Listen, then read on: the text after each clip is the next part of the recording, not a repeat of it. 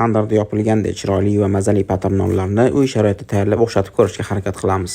Nonlarimizni mag'zi shirin bo'lishi uchun dummalarni eritib yog'ini olamiz. 2 kilo oliy navli unga barcha mahsulotlarimizni solib qattiqroq xamir qora olamiz. Ishlatilgan barcha mahsulotlar hamda qo'shimcha ma'lumotlarni video ostidan topishingiz mumkin.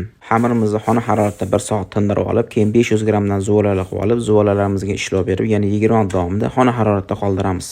Zuvolalarga qanchalik yaxshi ishlov berilsa, patari shakli shuncha yaxshi chiqishiga sabab bo'ladi. Yaxshilab tinib olgan zuvolalarimiz chetlarini pichoq yordamida tilib chiqib, o'rtasini maxsus moslama yordamida bosib, qo'limiz yordamida kengaytirib, nonimizni ochib olamiz.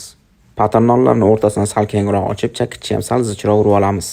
Patarlarimizni listga taxlab olib, ustidan oddiy hech narsa qo'shilmagan sutni o'zini surib olamiz. Ustiga sedana bilan kunjutni aralashtirib sepib yoki qo'limiz yordamida surib chiqamiz. 150-170 gradus oralig'ida qizib turgan pechimizda 35-40 minut davomida qizartirib pishirib olamiz. Pechkadan chiqqan patarlarning hidi sizni bittasini bo'lsa ham sindirib yeyishga majbur qiladi. Yonida novvoy choy bo'lsa ta'rifga hojat yo'q.